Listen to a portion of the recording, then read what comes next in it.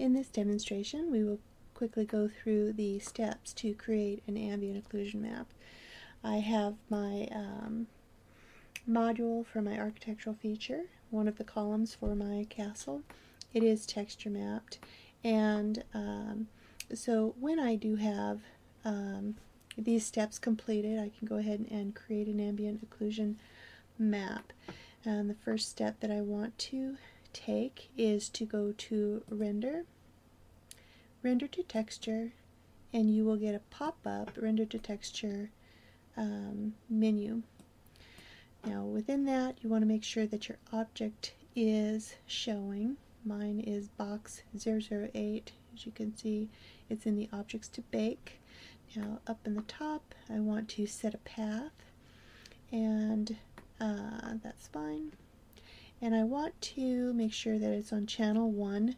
We are going to use the diffuse channel to bake that into. Use existing channel, channel 1. Use our UVs. Now in the output, you won't see this until you add. And then all the way down at the bottom, you see the selection Ambient Occlusion. I'm going to go ahead and add that element.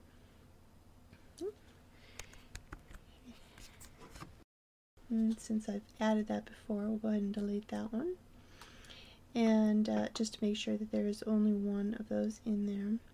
Now under Selected Element Common Settings, we want to make sure that Enable Ambient Occlusion is on.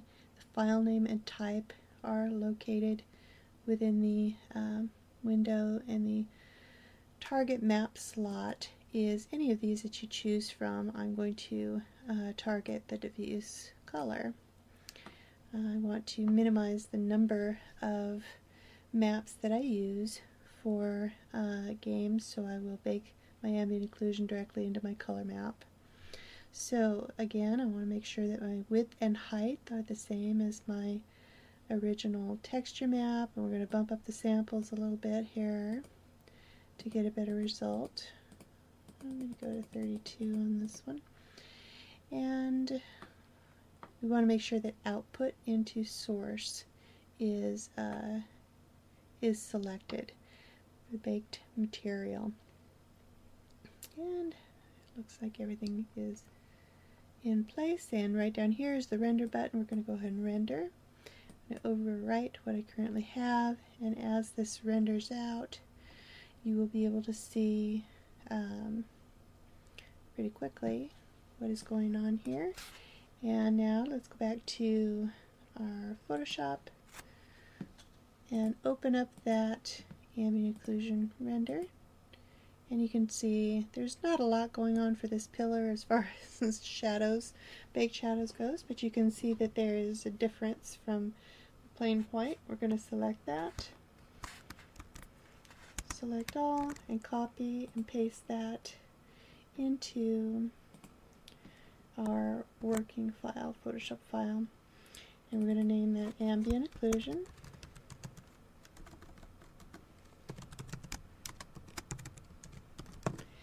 And we're going to select Multiply for that, and then you can see up in this area that those shadows are being applied.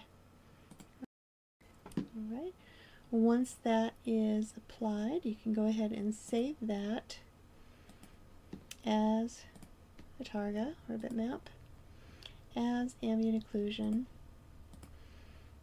You can see that my diffuse map is located here, my normal map located here. I'm going to create another one that says ambient occlusion on there, and I will has no alpha map on it, so 24-bit is fine. And then I will go back into my Max file and open my material editor and go ahead and apply that new map to my pillar. Now, you may or may not be able to see the difference, but as you can see, there's a little bit of shadowing in here, and that's what the ambient occlusion did for this particular object. When you have more detailed objects that have a lot more self-shadowing capability on that. You'll be able to see the much more dramatic difference in your objects. But for this demonstration, this is fine. You'll be able to apply these this particular step-by-step to your models in order to achieve an ambient occlusion